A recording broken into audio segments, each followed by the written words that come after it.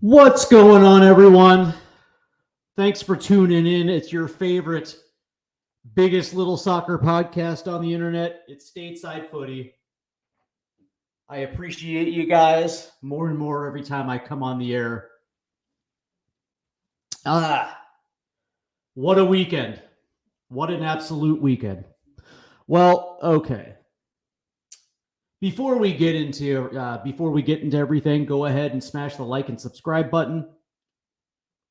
And of course, as always, if you want to be a part of today's show, go ahead and drop it in the comment section. It's going to be an interesting show because, as we are all aware, the U.S. men's national team played a friendly, their first friendly since their disastrous run in the Copa America. And really, it was a first opportunity for the U.S. men's national team to really show that, that Copa America was an aberration. And it did not go well. As a matter of fact, I was actually left incredibly pissed off. Before we get into that, though, we're gonna discuss a few news and notes. So let's go ahead and get into that. The first one happened over the weekend in Major League Soccer. The Columbus Crew hosted my Seattle Sounders, and of course, the Seattle Sounders walked away with a 4-0 victory. When you're looking at the scoreline, you're like, oh, okay, Seattle showed up, but that wasn't really the case. Obviously, international break. Columbus Crew did not have a large majority of their notable players, but also they were only left with one goalkeeper. And apparently before kickoff, they were asking for a hardship waiver to call up one of their goalies from their second team. Major League Soccer said, fuck all that noise. You get nothing. And, what ended up happening right before the end of the first half, there was a altercation where Seattle played a long ball forward to Jordan Morris. And, Crew goalkeeper Abraham Romero came out to challenge it, but collided with Morris and teammate Sean Zawadski. It looked like Zawadski had had clipped the ball forward, moving it away from the trio. However, Romero and Morris collide. Following a lengthy injury timeout, a red card was shown to Romero, meaning that the Crew had to play a midfielder in net. And of course, the Sounders took advantage of it. Why would they not? This was a big game for the Sounders. But notably, why am I not surprised? This is Major League Soccer. When it comes to roster rules, man, dude, they're goofy as hell. And this is, you would like to see teams at full strength or as much as they can from full strength, but put that aside for a second. What is Major League Soccer doing playing in the international break to begin with anyway? Especially here in the States, where you do have your national team playing on home soil for the friendlies. And you would like to think that would take precedent over Major League Soccer, not to mention also the international friendlies happening overseas. It's kind of a big, international breaks are kind of a big deal. But, it is what it is. So Major League Soccer decided to play, and instead of allowing the Crew to be somewhat at full strength, this happens. And of course, the Sounders took advantage. It was actually kind of the big 3 points for my Sounders. And it is what it is. But I got to be honest with you, man. I'm not surprised. Man, I am really not surprised that Major League Soccer pulled this move. And it really put the Crew in a bad position. But, be that as it may, it is what it is, man. I mean, that's Major League Soccer. For as much as I absolutely like Major League Soccer, they just do some goofy shit. It is what it is, man. Not allowing a team to rock and roll with a backup goalkeeper, putting them in a very precarious situation. Because I mean, it wasn't like, that'll happen, man. Red cards will happen, but for the most part, I don't know why I just spoke there with a British accent, but for the most part, anything could happen. Injuries could happen. We've seen it time and time again. You would like to think that Major League Soccer would, especially the Columbus Crew, man. Who's hotter right now than the Columbus Crew? Yeah. So it is what it is. The other piece of news involves the U.S. men's. I don't know why I can't speak right now. The U.S. men's national team. Apparently, the U.S. Soccer Federation board met today to approve the contract. I know the soap opera just keeps on going. But yes, they met today to approve the contract of Mauricio Pochettino and his merry band of assistants. That is supposed to be approved. And once the contract is signed, all the I's are dotted and the T's are crossed, we'll probably finally get our announcement. So the soap opera continues, and we'll get into this a little bit later in the show, but this just needs to end because, it has a trickle down effect, and I do believe that it affects the players as well. Now, I'm not trying to make excuses for the national team, but it definitely had an effect on the players. So, all right, player ratings. Now, this was a bad game. Make no mistake. It was not a good performance from the U.S. men's national team on home soil against Canada, a team that hadn't beat the United States on home soil like in 54 years, 57 years, somewhere along that. Like, so it's, the U.S. has, been dominant against Canada at home. And of course they came out and literally just, I don't know, kind of shit the bed against Canada, didn't they? Ending in a 2-1 loss. But it easily could have been worse. So I guess we're kind of thankful that Canada was only willing to put 2 on the board. But, in that first 45 minutes, did anybody, get the sense that the United States even cared? Yeah, they didn't give that, they didn't really give off that impression. So the player ratings work like this. It's a 1 to 10 scale, 1 being absolute dog shit, 5 being average, and 10 being world class. Here's a subtle hint. There were no 10s. Let's just get that out of the way. There was nothing close to world class performances on Saturday. And the reason why I'm doing it today is because a few reasons. Number one, I wanted to rewatch the match again, just to make sure that I'm settled with my opinions. That's number one. But number two, I don't like to make emotional reactions.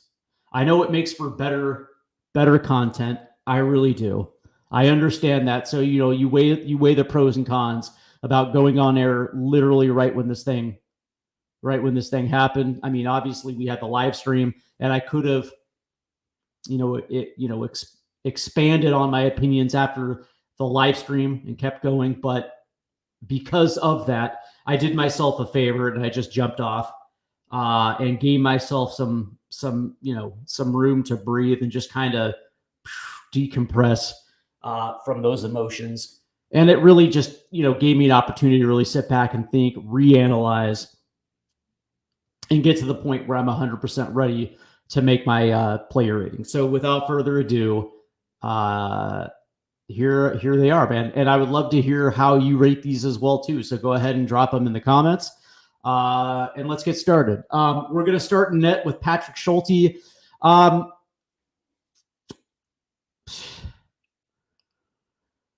Yeah, he wasn't great.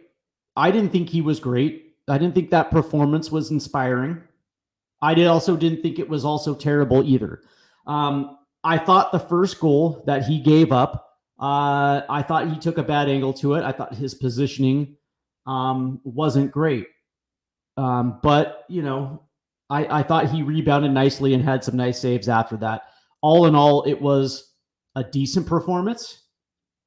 It certainly allows, the possibility of Schulte continuing, potentially getting another call up just to kind of see exactly if he has anything more to offer this national team. So I give him a 4.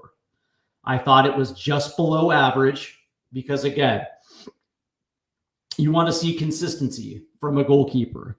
And and we saw this in the Olympics in the summer. I thought Schulte had, a couple bad performances in the Olympics, especially against France. He had that, that especially in the France game, that first goal should have been, that first goal that France scored in the opening game of the Olympics. It was almost a repeat performance where, Schulte probably should have made that first save. But he was able to rebound nicely. Of course, Canada scored again. So again, I didn't think it was terrible. I also didn't think it was great. So he's, 4.5, somewhere in that area. Average. Moving on to Christopher Lund. Now, here's the weird thing, right? The entire back four was bad yesterday.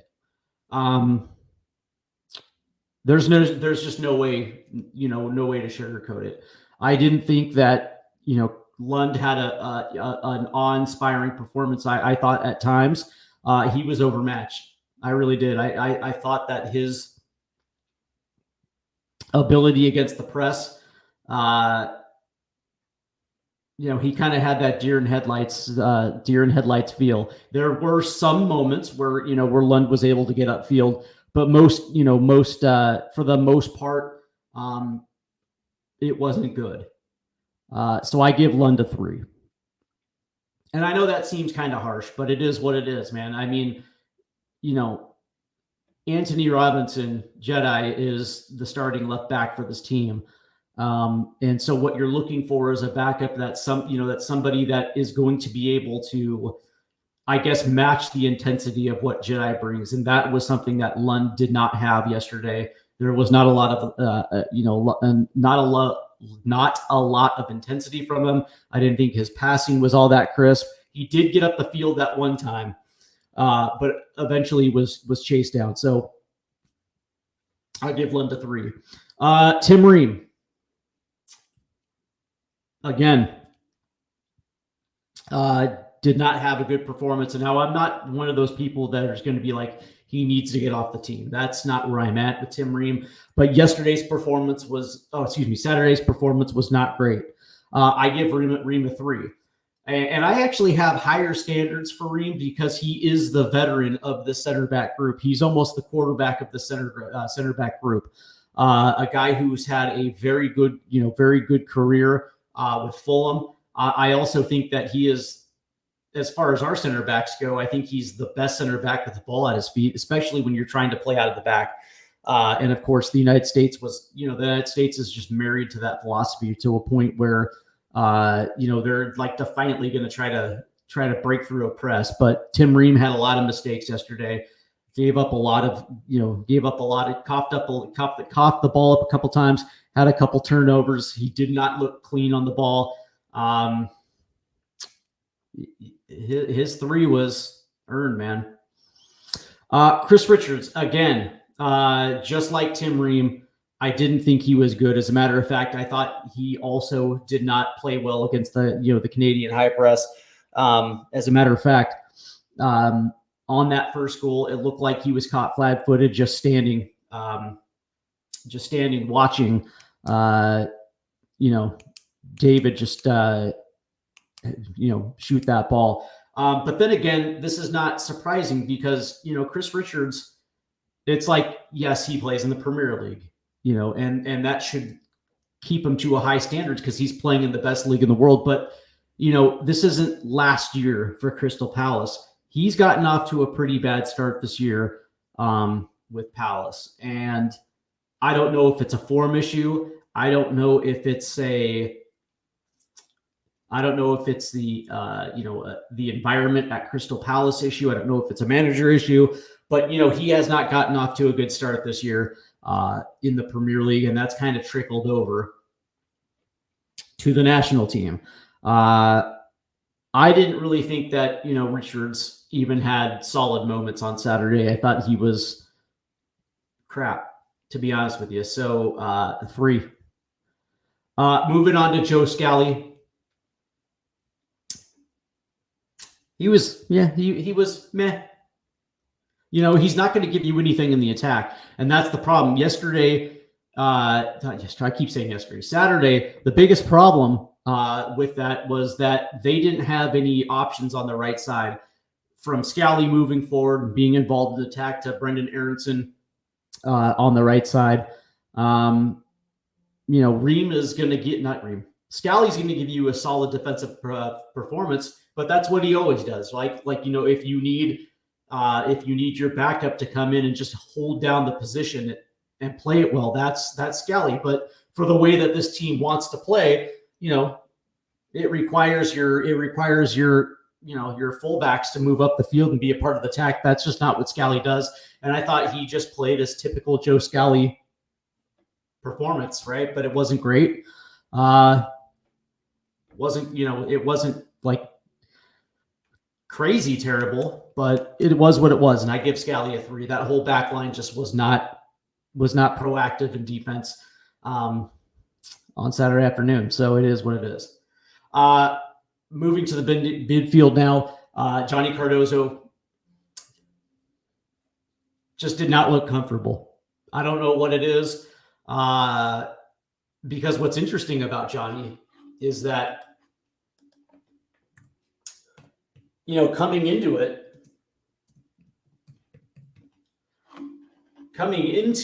that game, he had been playing well. He had been playing well at Betis.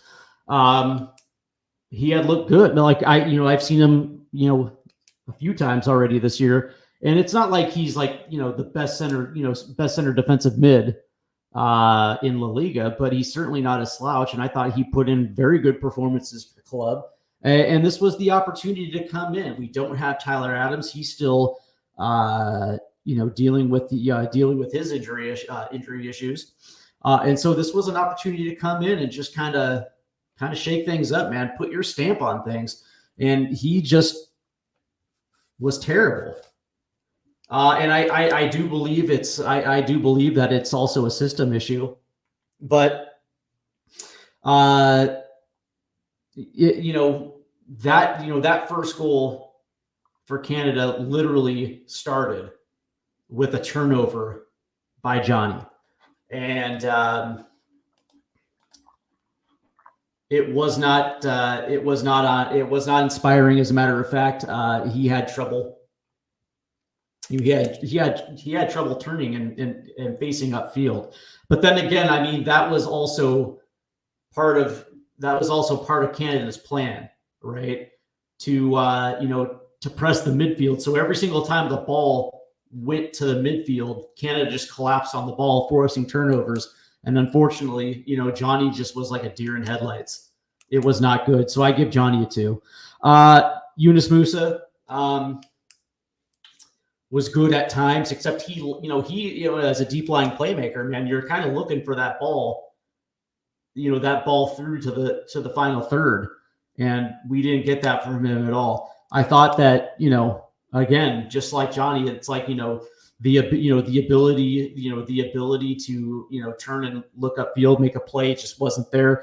I thought at times he was okay, but, we're talking about a guy who, has been around the national team for a while, man. That's the incredible thing. And it just was not a consistent performance, right? By this stage of his national team career, you kind of want to see some consistency. He's been around. Was not the case. So I give Yunus Musa a 4. Coming to Malik Tillman, he actually was okay. He actually made some nice plays, except again, this was a problem for the entire midfield. Trying to break through a Canada press. He did have some nice touches, man. I like Tillman. As a matter of fact, I actually think that he's, I think he can. I think he can be a national team star. I think he's just incredibly gifted on the ball, and I think that's going to eventually shine through. He had a couple flashes on Saturday. I think it was his touch that eventually freed Pulisic there in the first half, and then of course he played that nice ball through to Ballo. So he had a couple nice he had a couple nice plays, man. I'm not going to be so harsh on Malik today. I'm going to give him a 6 because I think that it was his performance was slightly above average, but again, there was also times where he kind of disappeared, man.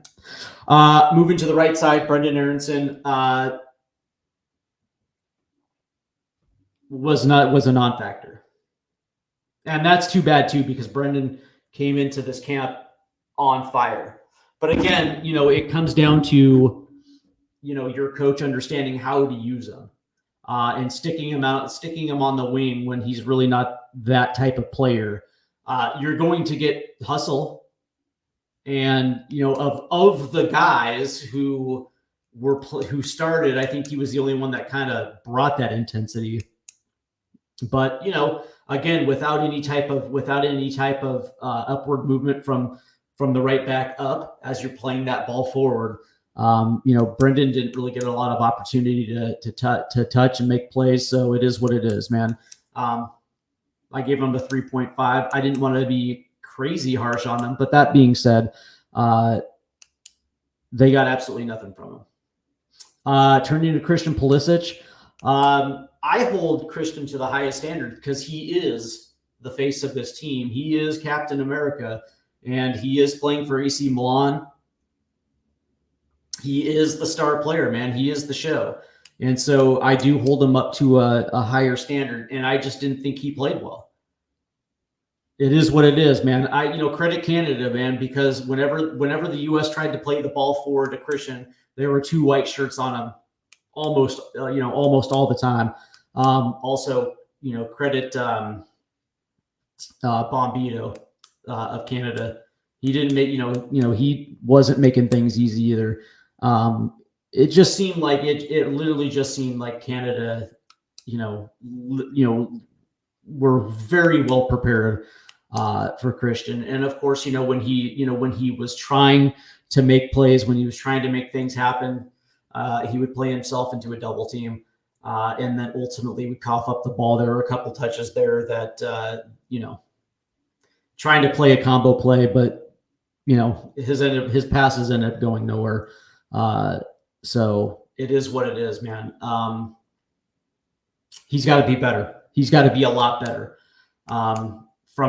Especially because he's the captain, man. Like, I don't want to hear it. It's like, dude, you just need to be better. So I'm going to give him a 4.5. Ballo. Again, this is a coaching issue of understanding what the strengths of a player is and the way that they were trying to use them. Ballo came into this one, not in form. Like I understand why they were trying to play him. It's trying to get in some minutes and then, trying to break him free a few times just to, get the good vibes going. But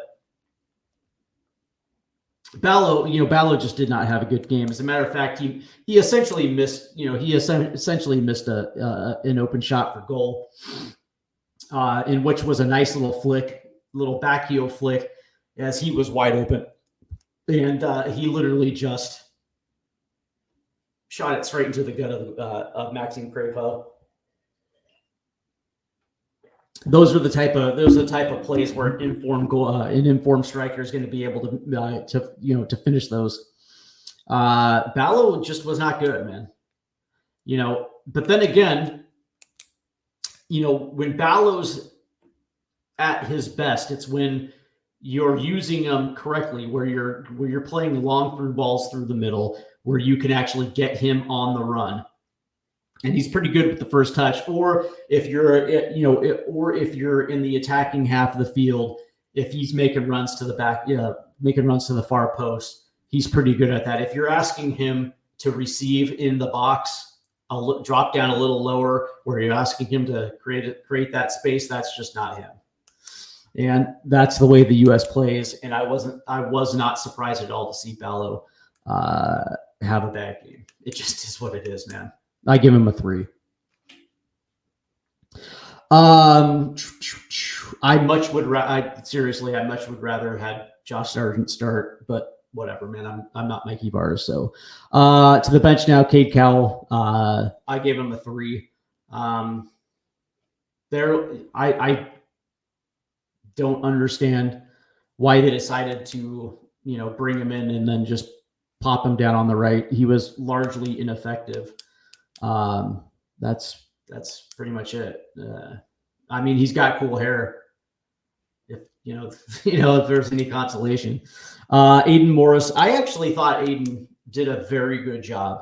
I thought that when Aiden came on, I thought his the energy changed, man. I think finally it was where, when they're trying to build up the play out of the back, they finally have a guy where they have a little bit more confidence that he's not just going to errantly give the ball away. And I thought that because of that, especially in the second half, I think the U.S. attack needed a little bit more confidence. And I think it really started when Aiden took the field.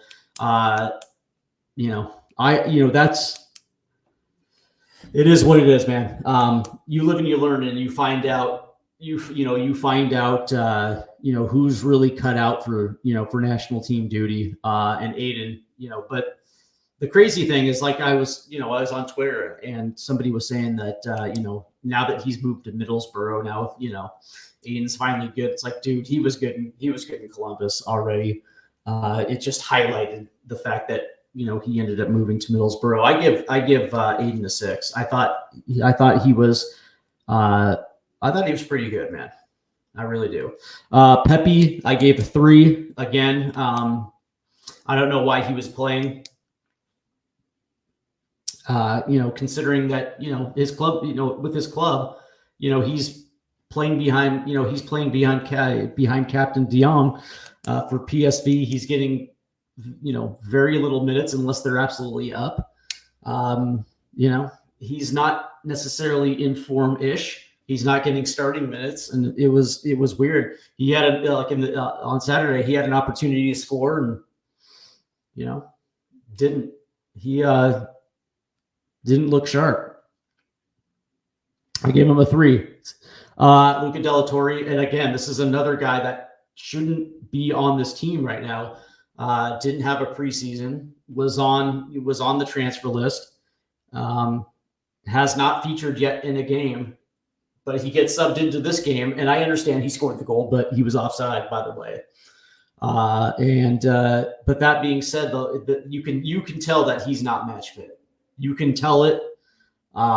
You can spot it on the field. I give him I give him a 4 just because he scored the goal. And Haji Wright didn't necessarily really have a lot of minutes to do what Haji Wright does. I think he brought Haji on a little far too late. So I give him a 4. And those are my player ratings for the game. But moreover, I didn't get the impression that the U.S. men's national team actually cared. No. There was no intensity from the opening whistle. And of course, that's Mikey Vars's job, to come in there and say, hey, man, I get it. I'm not the coach. I'm just, I'm just the placeholder. But this is more about the players than it is about anything else. An opportunity to represent your country in a game where, your opponent over there is prepared, 100% ready and 100% prepared. And this team not only lacked inspiration, but they were 100% unprepared. That's the mind-boggling thing, because, Jesse Marsh, for a week, making the rounds on the podcast, told the entire world how he was going to play the United States. There was no secret about what Canada was going to do. And from the opening whistle, they just, lacked any semblance of caring. They seemed checked out. They seemed unready, unfocused, and they largely played that way. They couldn't even connect on simple passes. It was mind-boggling. But I also think that the Mauricio Pochettino thing, the soap opera that is Mauricio Pochettino, had a great effect on his players. And this actually kind of makes it worse. Let me explain. So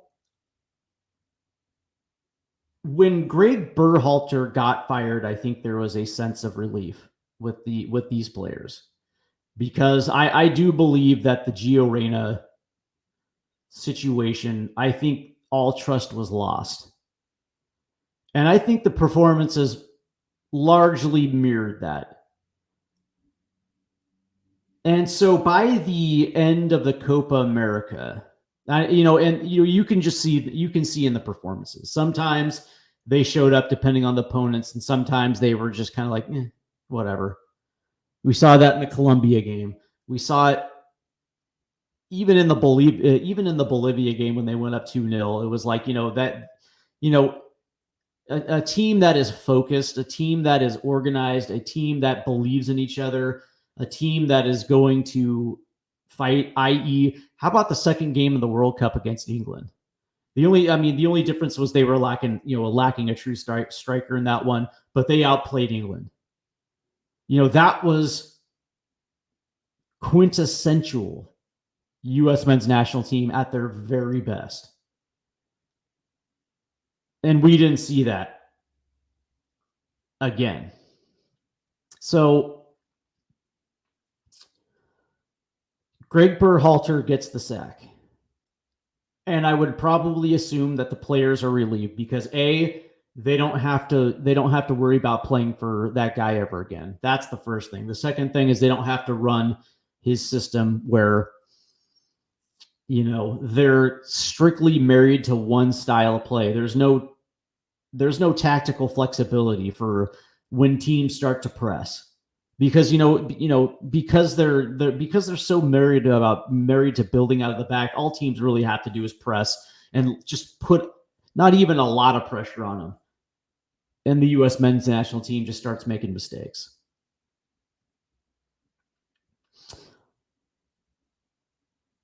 And so, it was a relief because now they're, and when news broke that it was going to be Mauricio Pochettino, you started seeing how excited these guys were. All you had to do was just look on their, at their Twitter profiles or their Instagram, whatever.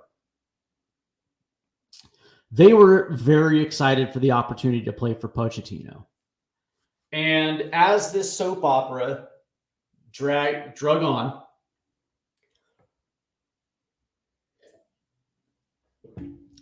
and it became abundantly clear that Pochettino was not going to be in charge for this group of friendlies, and it was obvious that it was going to be Varis, I think these players checked out.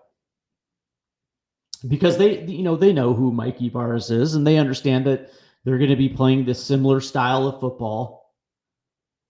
And not a lot was going to change tactically. And I just don't think the players were up for it. I don't think it's Mikey Varis's fault, although, he's going to try to come in and add in a few new wrinkles. I mean, that can't be, because you're not going to be the coach. It's not you, bro. Your job is to get these guys fired up. That's it. That's your job. To make sure they understand their positioning, make sure that they're going to be held accountable tactically, and that is it. But your job is to fire them up because they have an opponent across the way that is looking to knock you out. And that's what his job is to do. But that's not what Mikey Varis necessarily did. And then afterwards, to hear his comments, throwing these players under the bus, where it's like, dude, what did you expect, man? These dudes were expecting Mauricio Pochettino, and then they got you.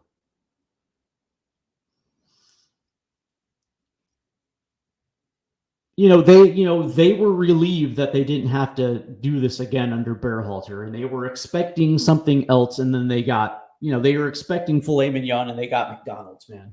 It's a bummer. It's a letdown.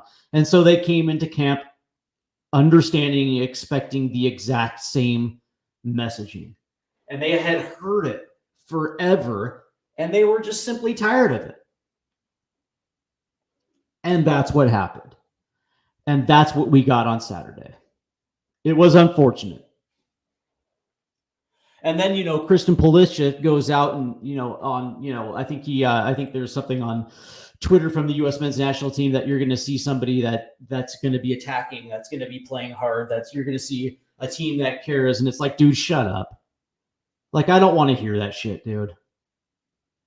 What fans want to see at this point is, they don't want to hear you talk about it. They want to see it. They want to see that manifest on the pitch. Like, we're tired of excuses, man. Go out there and play to the ability of what we know you're capable of it. We saw a team that had been checked out. And Mauricio Pochettino, if he had seen it,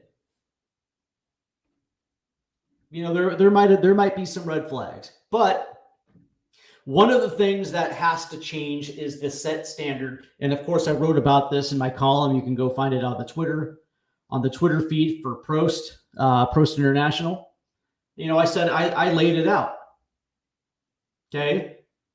The standard is no more bringing in players who are either not playing or barely playing, that are not in form. I would rather see MLS players in camp, because at the very least, that you're going to get max effort in training and you're going to get max effort in the game. Now, are we going to win? Maybe, maybe not. But at least those players aren't taking it for granted, that are not going to check out coming into camp. That makes that makes the players look terrible, because they had quit. That's 100% un-American-like, man. We don't quit. Dude, there's been multiple instances in national teams throughout the years where they didn't like their coach, but they still went out there and played because it's an honor to play for the national team. And they gave it their best.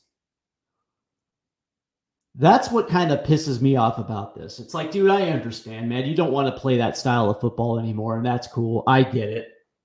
And Mikey Vara should, if like you're going to throw in some wrinkles, man, and you see a mid press from Canada, and every time that you try to get into the middle of the pitch, they just collapse on you. Then instead of being married to building out of the back, why don't you send a few balls forward, man? Stretch out the defense a little bit. Give them something different to look at. Like, if you're going to do something, do that. But whatever, man. It is what it is. Now, now we're going to see a nothing game against New Zealand. Well, hopefully, what we're going to see is something different. We'll find out, man. But that's going to do it for me. I will be back tomorrow doing a live stream versus New Zealand. I hope you guys are there for that. Thanks for stopping by. I'll see you tomorrow.